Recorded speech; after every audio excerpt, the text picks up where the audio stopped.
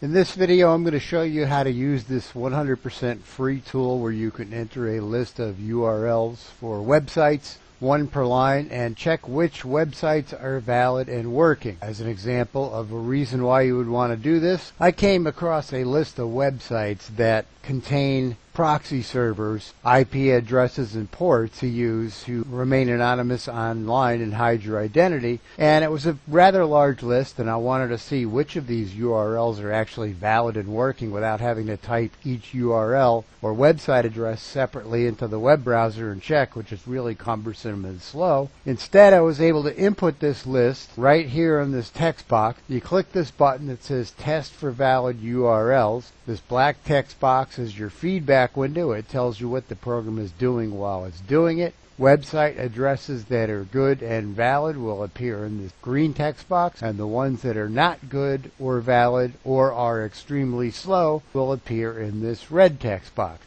So we'll click this button here. Software program goes to work. The bad URLs that aren't working appear here. The ones that are good will appear here. And this window here lets you know what's going on, what's happening while it's happening.